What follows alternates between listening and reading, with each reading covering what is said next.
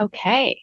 Hello, everyone. It is 12 o'clock. I think I'm thinking there will be some more that will join us, but I want to respect everyone's time and start off really by saying thank you so much for being here and happy OT month.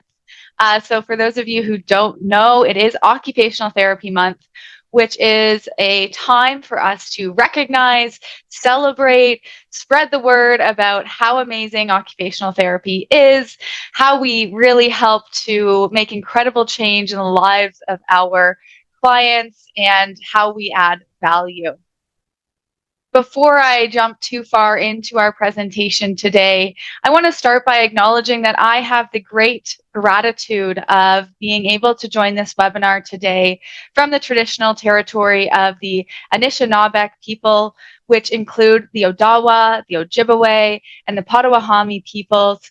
And I also acknowledge that the Wendat Nation occupied these territories previous to the 17th century. I am located with what we currently call Barrie, Ontario.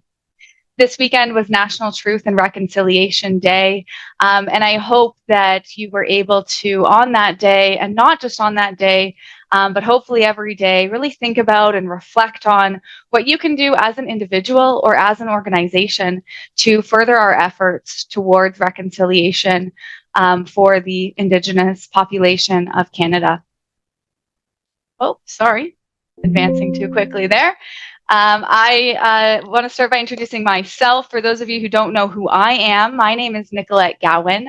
I am an occupational therapist, proudly an occupational therapist, and I'm also the CEO of Gowan Consulting. We are an occupational therapy company, so we are composed of amazing, incredible occupational therapists that work across Canada to support individuals to be successful at work, so helping individuals with disability, injury, illness, or life events to stay at work, to stay healthy, to stay productive, and we help employees also return to work. And I'm going to get into a lot more of what we do, but I wanted to just introduce our series of webinars.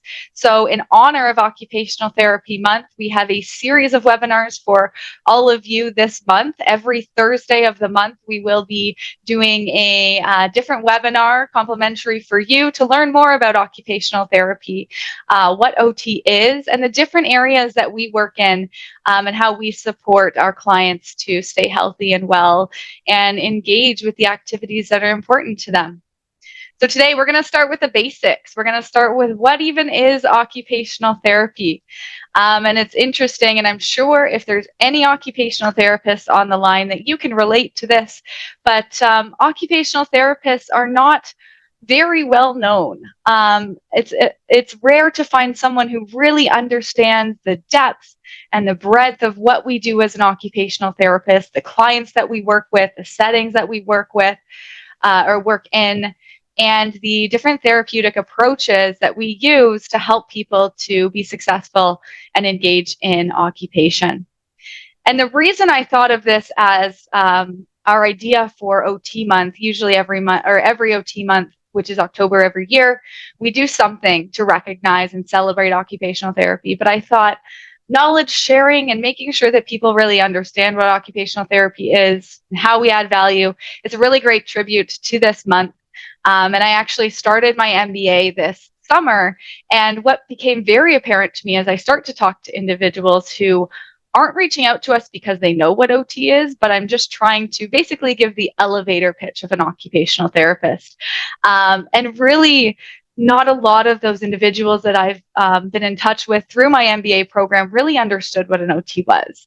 So I thought this is a great opportunity because I would have them coming up to me and saying, oh, so you're the person that's going to come into my workplace and fix all the chairs and look at our ergonomics. And well, yes, that is part of what we do. We do so much more than that. So thank you to everyone for being here today and helping us to celebrate and recognize occupational therapy.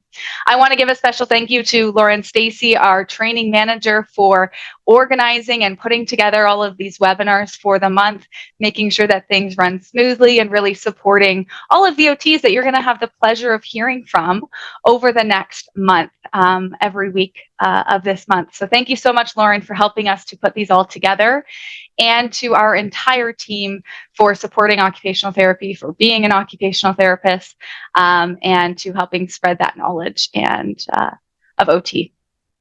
So most of you on the line here today, you're probably in one of these three categories. You're probably an occupational therapist, and you thought this is a great opportunity to help us celebrate and see how Gowan OTs really add value.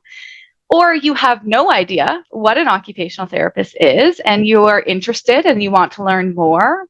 Or you've hired an OT, you already love occupational therapy, and you want to learn more ways that OT can really add value to the lives of our clients. So as we jump into today, before we get into the content, I want to ask from those of you who are watching today, who is all here? What is your job title and where are you joining from? And you can just pop that right into the chat.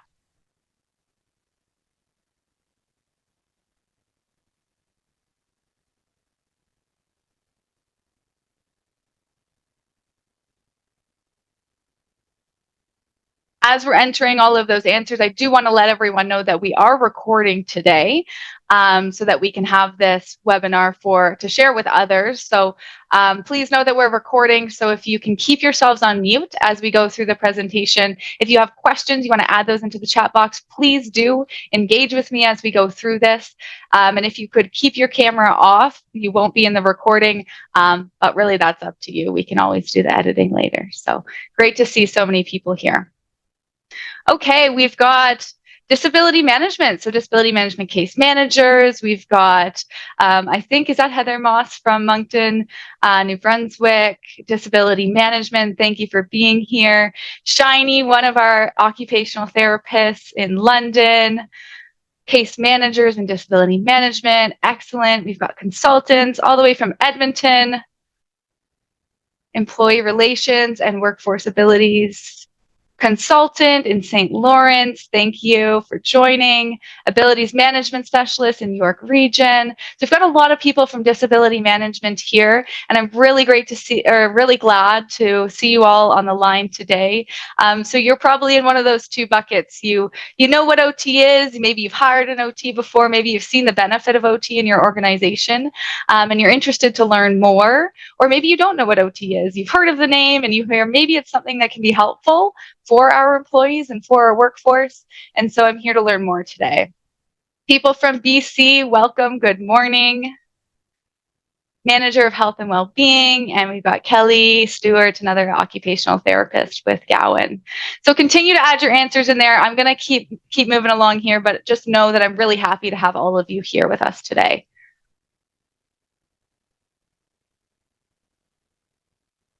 So I can't start a presentation about explaining occupational therapy without first defining occupational therapy.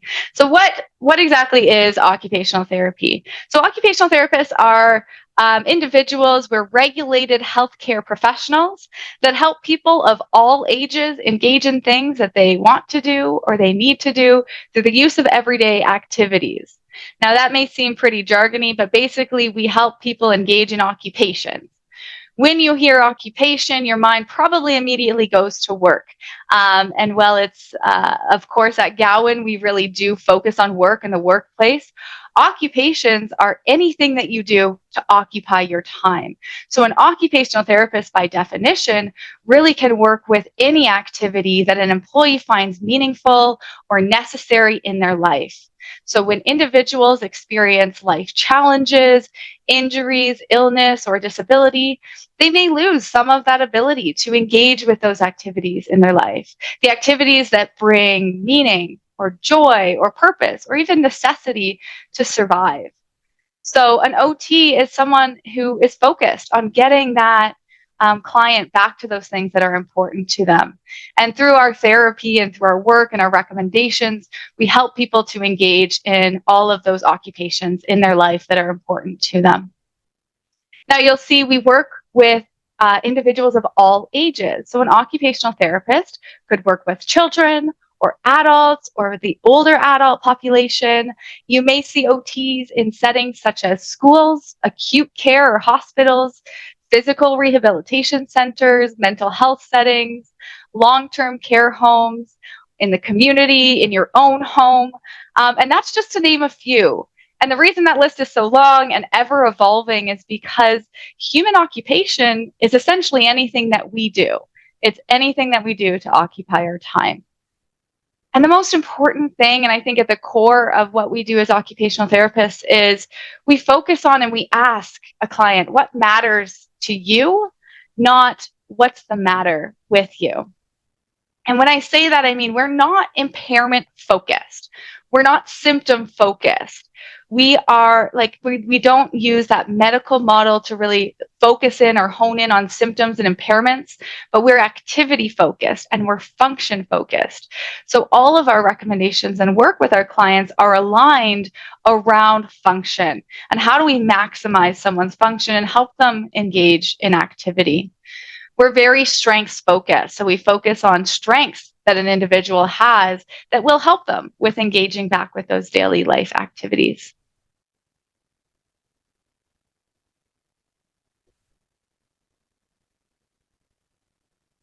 I'm going to share a video here produced by the OT in Australia, if it's going to work for me. Sorry, let me try that again.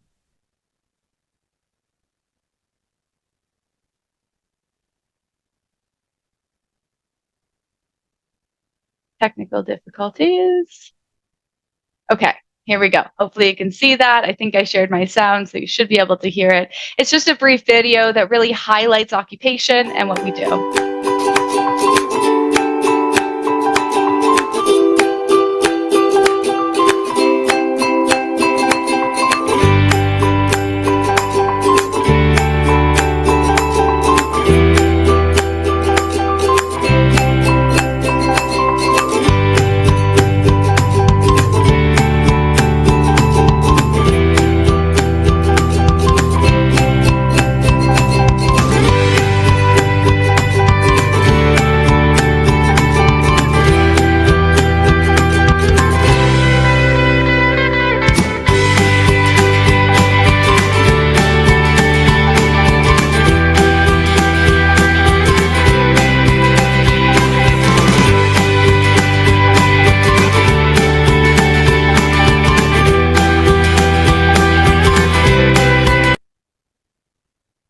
So as we saw in that video, occupations can be categorized into those three different buckets: self-care, productivity, and leisure. And as an occupational therapist, we're really focused on helping individuals get back to or maximize their engagement and their success in those occupations. And I'm not going to dive into theory here. So for OTs on the line, we're not going to go back to all of the theory, but I do want to give an understanding of where we're coming from and how holistic OTs are in our approach. Because what we know is that as individuals, our ability to engage in those activities that we find important to us is impacted by so many factors. So as an OT, we do take a holistic approach. We collaborate with our clients to find the best solutions to help them in those activities. So you'll see this OT practice model here. This is the Canadian model of occupational performance and engagement. You'll see different sections here, and I'm going to go through and just explain that a little bit more. But in the middle of everything, the center of everything is that person, that individual or a client. And so we are really client focused. And as you'll see, there are many components that make up an individual. And we do not look at an individual in isolation, which means we look at spiritual components, affective or emotional abilities and strengths and limitations. We look at cognition. We look at physical, because we know that these all work together and they all impact each other. We cannot separate ourselves into these different parts of ourselves because they do impact everything that we're able to do. So for instance, you have someone who has a physical injury. Maybe someone has had a back injury and they're in pain. Now that may look on the surface that is physical, but if we dive into that a little bit more deeply and through our assessment as an occupational therapist, we really get to understand that if someone has back pain, and the work that they're doing every day is contributing or aggravating that back pain, just think about yourself, and if you've ever been in pain, how does that start to affect you emotionally? Maybe that starts to cause anxiety around feeling those symptoms, or maybe it's depression or sadness around not being able to do the things that you used to be able to do, or not being as productive as you used to be able to. And that also starts to impact cognition. So we're in physical pain. How easy is it to focus on the things that you need to get done or you want to get done? How easy is it to find joy in the things that you do? So when we assess an individual, we really look at all of these components. And then, of course, like someone's spirit, that is at the core of who we are as well. And we need to consider that when we make recommendations and when we work with individuals. As we zoom out from that middle, we see the gray portion here is occupations. We just learned about those three categories of occupations: our productivity, our self-care, our leisure. And again, with a holistic approach from an occupational therapist, we also don't just focus on one. We have to consider the other occupations that are important in someone's life when we're looking at one occupation in specifically. So, for example, as occupational therapists that work in a workplace setting, while we help individuals to be successful at work, we understand the interplay of the other occupations in their life. So if someone is having, say, a mental health challenge or going through experiencing mental health symptoms, and that's impacting their ability to focus on their work or be productive at work or perform at work, maybe they're working long hours to make up for that. That's going to start to impact the other important occupations in their life, which then has kind of that negative cycle of disengagement in occupation. So as someone starts to struggle at work, maybe they're having challenges with that work-life balance.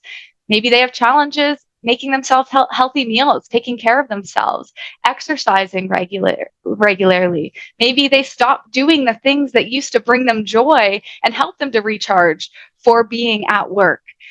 So maybe they used to love playing the guitar when they went home, and they don't do that anymore. So while we help them really focus and perform well at work and be as productive as possible, we need to also consider how are the other occupations and activities either enabling that or hindering that productivity occupation. And then we need to zoom out even further, because an individual does not live in isolation from their environment. The environment greatly impacts an individual's ability to be healthy, to be well, and to engage in all of these things in their life that are important to them. So we need to consider, look at, assess, and make recommendations towards the environment as well, because if we only address the individual, those recommendations may not be sustainable or successful. So we need to look at the physical environment. Is that enabling, or is that creating barriers to participation and engagement? Institutionally, so if we are looking at a workplace settings, how do the policies, the processes, the procedure impact that ability to engage in their work? Culturally, how is their team supporting their success, or on the opposite of that, not supporting success or creating barriers socially as well? So really taking into consideration all of these facets that impact occupational engagement. What does it take to be an occupational therapist? I'll give you a bit of a background around our training. This is the current structure for an occupational therapist certification. So as mentioned, we are a regulated healthcare provider, and currently what's required is a 4-year undergraduate degree. Non-specified, there are a few courses that you do have to take before being eligible for the master's degree, so a master's of occupational therapy. Previously, before the master's program was implemented, there was a Bachelor of Occupational Therapy program, which was a 5-year or 4-year program focused on all of the same things that we focus on in our master's degree now, but just covered within that 4 years. So similar types of training, but more really focused and streamlined towards occupational therapy. So in our current 2-year master's degree, we cover many topics, because really, as you just saw, we have to have knowledge of all all of those different areas in order to provide the best solutions and work with employees. So we learn about biology and anatomy, human biomechanics and ergonomics. We learn about neuroscience and psychology and mental health. We learn about assistive technology. We learn about social structures. We learn about research and how that impacts the decisions we make. We do obtain 1,000 hours of clinical placement and supervision from an occupational therapist who is already registered. There is a national licensing exam. So for those of you on the line who are occupational therapists, I'm sure you're shuddering a little bit from that, but we do have that licensing exam. And as a regulated healthcare provider, we have ongoing professional development in order to sustain that certification. So far, I've been very broad focused on what an occupational therapist does. And as you will have learned so far, we are in every setting. We work with every age group. We work with challenges and disabilities and illness and injury of all different kinds. So now what I want to do is I want to zoom in a little bit on what our Gowan Consulting occupational therapists do. So for those of you on the line who are disability management consultants or case managers or abilities specialists, you may know what an occupational therapist does in your setting, or maybe even just a piece of what an occupational therapist does. But what we do at Gowan is we provide employers with occupational therapy services. We assist with employee health, productivity, and well-being in the workplace. So could be a disability that someone's encountering, could be a life challenge, a injury, an illness, and the employee may be having difficulty with their work tasks. So whether that's someone who's having challenges staying at work and they need workplace accommodations to help them to stay at work and be successful, or maybe someone is off work due to that injury or illness or challenge that they're experiencing, and we work with those individuals to help get them back to work. And our integrated, holistic approach means that we work with the entire organization to support that individual and to support the organization. So knowing that we work with the case managers and we work with managers to help make sure that those solutions can be implemented in a sustainable manner. Ultimately, we're helping to maximize employees' functions and their strengths. We look at areas that are maybe physical in nature, cognitive, mental health, sensory, so vision and hearing. We're providing strategies for accommodations and return to work planning. So really helping people engage with that productivity occupation in their life.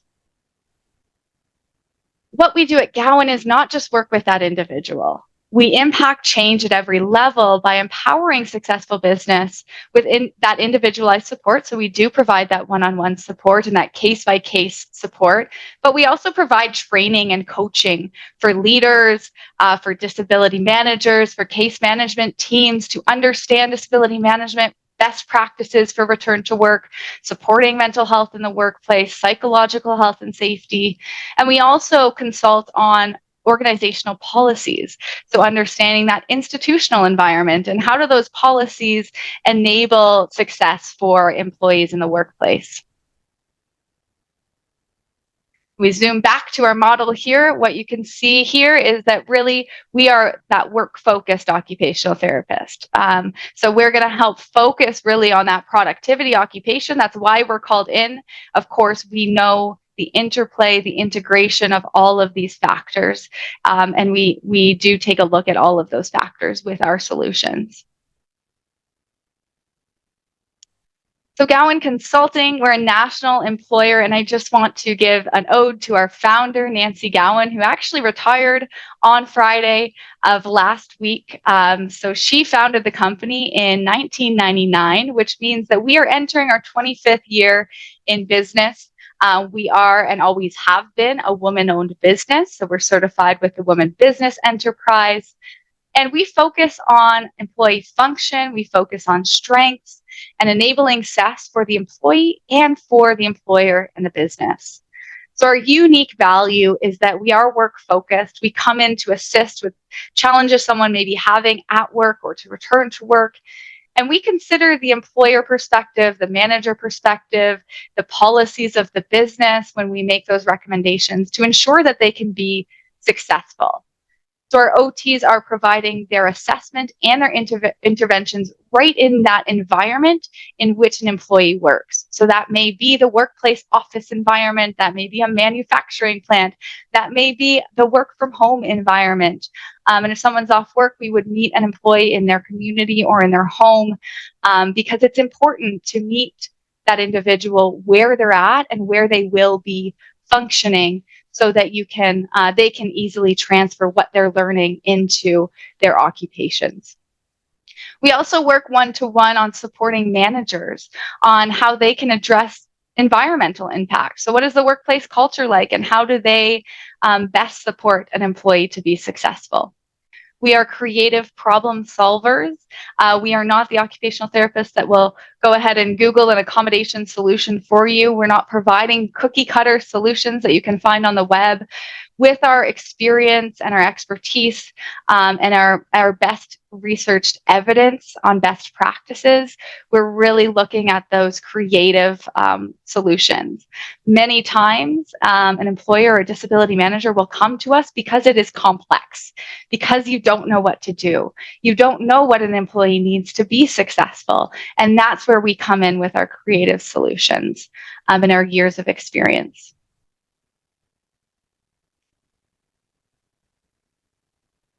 I'm going to put a question back to everyone who's on the line today, because I get back a lot sometimes when people say, oh, you focus on work, but like work isn't the most important thing in someone's life. And maybe it's not, but we all work for a reason, and many reasons, in fact. So I'm curious to know from those on the line today, why do you work? What does work bring you?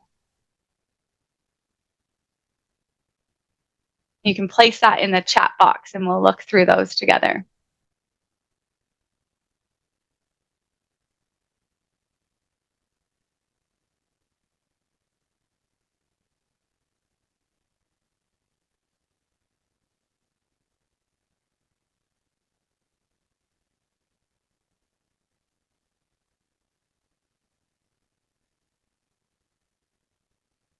Reward in assisting others to accomplish a goal and to live comfortably. So rewarding, you're finding, it sounds like finding a sense of meaning in the work that you do, and feeling like you're adding value to, and contributing to society and to other individuals to be successful. Self-progression, yes, of course. Advancing, learning, accomplishing, progressing ourselves towards our goals. And money, of course. We all work because we need to support ourselves and our families, so we get finances from work. Amazing. We get a sense of routine. So being able to anticipate what you're going to do every day and have activities to fill your life that bring you accomplishments, of feeling that you're accomplishing, helping people, that purpose-driven, doing something meaningful, of course, and also for money. We can't forget money. Sometimes it's interesting when I do this with different groups, some people are hesitant to have money be the first thing that they say, but of course we work for money. That's the society that we live in. We need money to survive and sustain our lifestyles, and for the loved ones that we support as well. Helping progression, being in a helping profession. Yeah, so almost every single person on the line, I think probably every single person on the line here, has such a deep purpose in what you do. You are really helping others through the work that you do. So that brings so much purpose and meaning.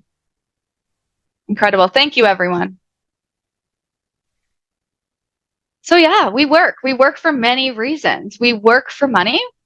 We work for social reasons, team building, feeling a part of something, connecting with others. We work for routine and having that schedule of things to fill our day. We work for cognitive stimulation and learning and applying the things that we're learning. Social, yes, connection with other people, achieving goals, feeling accomplished. and having that feeling of success, feeling like you're making a difference, maybe you're working with others, and you're accomplishing things. So we all work for very great reasons. And so you can imagine that if someone is having challenges working due to that, whether it's a health condition or a life event, then if they're having challenges at work or if they have to go off work, they lose all of these incredible benefits that we get from work. We spend more time with our work loved ones than we do with our home loved ones. And we get so much meaning out of the work that we do, especially for those on the line today. But of course, work can also be a source of distress sometimes. So we really need to focus on making work healthy. And I want to ask everyone again on the line to participate and tell me, what makes work healthy? What do you need to feel healthy, engaged, and successful at work? And just throw some ideas again in the chat box there. Daniel, yes, psychological safety, absolutely. We need to feel like we're safe to learn, to take risks, to bring objections and ideas and opinions. We need to feel like we're supported. The next answer there, respectful environment. Yes, we need to feel respected and valued, feeling like we're having input or contribution. A safe and healthy culture, of course. You need to feel like socially and through your team, you're being supported. Constructive feedback and mentoring. You need to hear, you need benchmarks. How am I doing? What can I do to do better? Am I meeting my goals? Because we come to work to meet goals. So you need that feedback, and you need respectful feedback that helps you to grow and helps you to be successful. Teamwork and respect from others. Ability to ask questions. You need to feel, again, that sense of psychological safety that it is okay to ask questions. It's okay to be a learner. It's actually incredible to be a learner and a lifelong learner and always being supported to ask questions, because we get growth from work too. Safe working environment. Yes, safety. So physical safety as well. We talk about psychological safety, but we need to feel physically safe at work. We need to know that the work that we're doing is not putting us in harm or danger, and that our setup for us is going to enable us to be physically safe. Or whether we are doing more physical work, are we safe to do that? Do we have the protections in place? Definitely. Yeah, we need to have fair compensation for the work that we're doing, because really that's how we feel valued. Part of the way we feel valued, of course. So we need to feel that we have the compensation for the work that we're doing. Okay, I'm going to move on, but thank you again, everyone, for all of your input there and why or what you need for work to be healthy. And what I really highlight there is that to feel this sense of wellness at work and workplace wellness, you probably know that this is a hot topic right now and has been. I think really the pandemic spurred that or created more focus on that, which is incredible. I'm so glad that there's more focus on workplace wellness. And as an organization, we did research into workplace wellness. What impacts someone feeling a sense of well-being at work, where they're able to do their best work and they are healthy and they're engaged? And what we found is that the EAP programs, here's your resiliency toolkit, now go off and go back into that environment that you're working in where you don't feel respected, or you don't feel like you have any control or flexibility, or you don't feel like you have a good team to support you. Here's your tools, but then go back into that environment. That doesn't work. That doesn't create wellness, because really wellness is created at all levels of an organization. And you really need to look at all levels when you think about workplace wellness. So of course, again, you'll see that theme of the individual in the middle. Being very client-centered as an occupational therapist, this really aligns what we believe as well, that the individual needs to feel that sense of well-being and be able to have those activities and strategies to stay well. But if they're in a team or the culture that they work in doesn't allow them to engage in those things that keep them well, or to have that sense of balance, or feel respected, or enjoy the team that they're working in, then that can impact wellness. And then we also have the organization. So if we jump back to our OT practice model, the institutional organization, and are there policies in place that are going to support wellness? Or are the policies that are in place going to hinder wellness, or be a detriment to employee wellness? So when you're looking at workplace wellness, whether you're putting a program together or finding solutions, the just what you can do for yourself is not going to be a successful or sustainable solution. And it really needs to be approached at all of these levels. And I found it interesting to look into this research, and I reflected back on what our Gowan occupational therapists do. And I think it's incredible that our occupational therapists are really impacting change at every level. While we do provide individual support, even through that individualized work we do with someone, we're considering all of these levels here. And I'm going to go into a little bit more detail of how we support change at each of these levels. So we'll start with the individual. When we look at our one-to-one OT services, our assessment and intervention, we have our stay-at-work services, so workplace accommodation assessments and intervention. How are we supporting employees with disabilities, injuries, illness to stay at work? So maybe that's modifying the work that they're doing or the environment that they work in, or maybe that's working one-on-one with that employee to help them to build the skills and strategies to be successful at work. Maybe that's time management skills, or problem solving skills, communication skills. And of course, ergonomic assessments. I know that I joked about that at the beginning, but we do provide ergonomic assessment and recommendations to assist an individual who may be feeling physical symptoms or musculoskeletal conditions. So looking at the setup of their work and their biomechanics. We provide job coaching to employees. Maybe that's helping them with their cognitive compensation strategy. So what are the skills and tools that they're using within their work to help them to be successful? As occupational therapists, we do practice psychotherapy.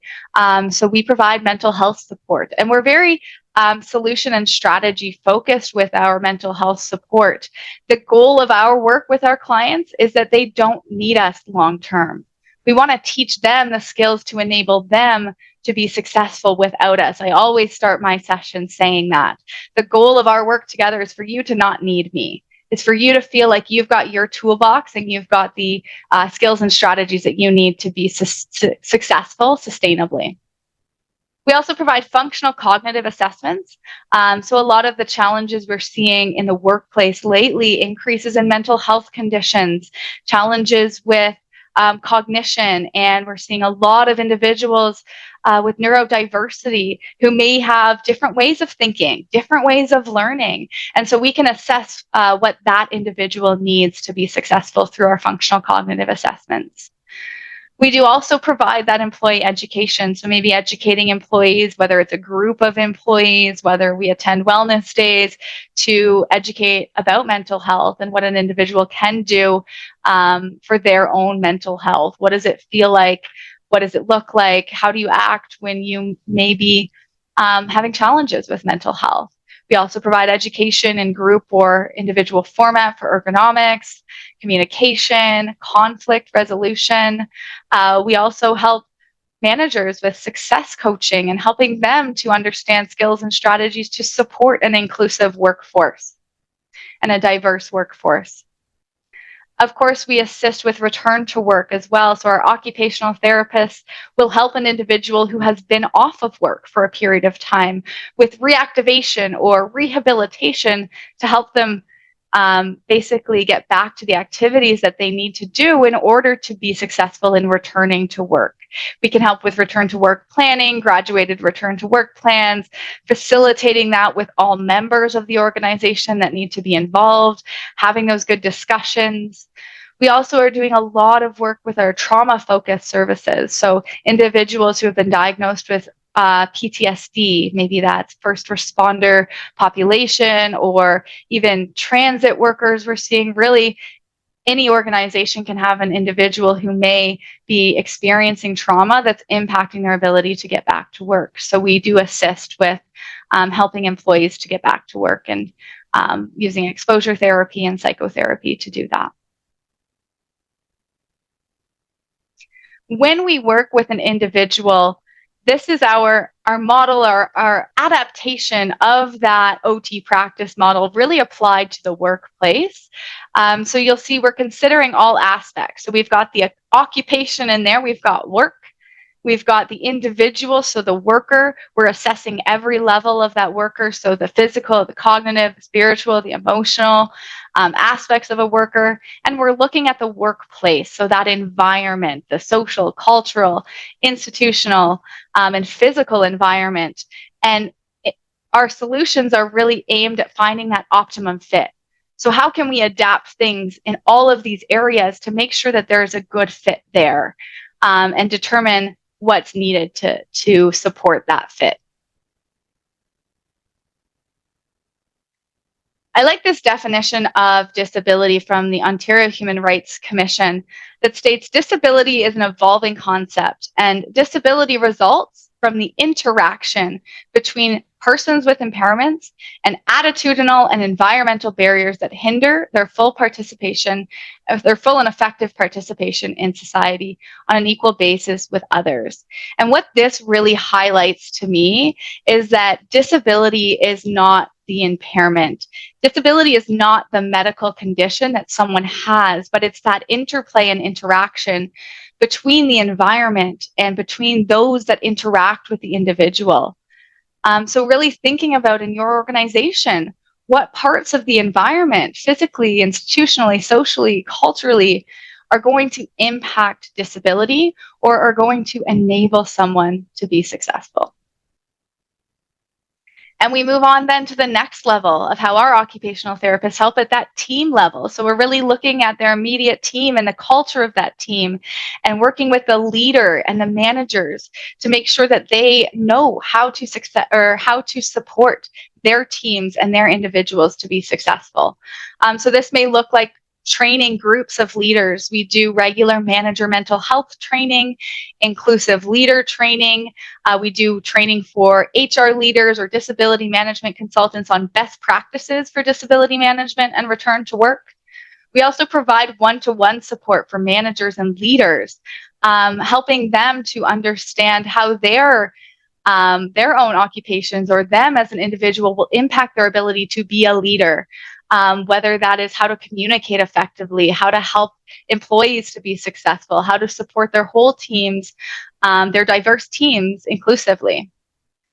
When we work with an employee who has a disability, we're also working with that manager every time. We're involving that manager, we're building skills with them, we're getting their input and their feedback on what is going to be successful and sustainable, and how do we make that happen together.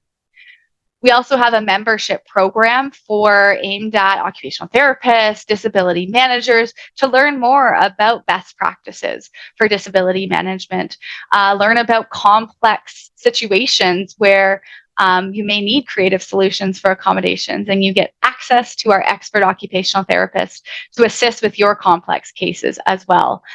So it's regular training every month that you get, similar to this, where we really dive into hot topics and complex cases to help give you strategies and solutions. And again, you get 30 minutes of consultation with one of our expert occupational therapists to talk through your case or your cases that you're seeing. And we impact change at an organization level. So we do provide policy consultation. We'll really walk through your policies with you. We'll do an audit and find the challenges that you may be experiencing and reflect back on best practices to give you suggestions as an organization. It may be related to disability management. It may be a mental health strategy, implementing psychological health and safety, ergonomic risk assessments, and we can look at specific jobs. So what are the demands of your roles, and whether that's cognitive job demands analysis or a physical job demands analysis, so that you can use that as an organization to help someone to either stay at work, what are accommodations that would work in that job, or return to work. So if you've got someone's list of restrictions and abilities, you'll be able to say this can be done or this needs to be modified based on our job demands analysis. So this is a bit of a snapshot of how we impact change at each of those levels and how we fit into the work disability management system here. So you'll see that the work disability management standards, they were released in 2020, and they talk about this cycle of disability management, beginning with leadership, looking at that audit and the gap analysis. And then where OT fits in there is implementing preventative and protective measures, as well as accommodation, return to work, and training for all parties, and continually monitoring and evaluating those programs.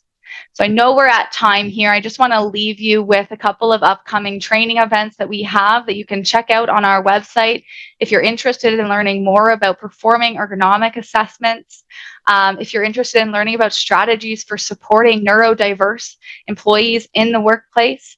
And we also have an upcoming in-person cognitive demands analysis certificate training coming in January 2024. So let us know if you're interested in any of these. Please join my incredible occupational therapists. The Gowan occupational therapist will be sharing different ways that we support workplaces and employees. So next week, we're talking about the OT role in mental health, trauma, and reactivation. So you can join Kaylee next week. You can join Kelly the week after on October 19th to talk about OT role in workplace neurodiversity and supporting a neurodiverse workforce. And you can join Lauren on October 26th to talk about the OT role in ergonomics. I just want to highlight some really exciting news for Gowan. Really highlights the great work that our occupational therapists are doing. We were nominated as a finalist for the Women Business Enterprise Supplier of the Year this year. So that was just announced yesterday. So we're really excited about that and wanted to share that with all of you. And just leave you with, here's how you make a referral. Here's how you get in touch with us. I would love to talk further with any of you about your complex workplace health and wellness and productivity solutions or challenges. And thank you for being here. I know I took you a little bit over time today, but I really appreciate the time you've spent with me and with us as a group. And if anyone has any questions, I will stay on for the next 5 to 10 minutes to answer any of those questions. If not, feel free to hop off and have a lovely day, and happy OT month.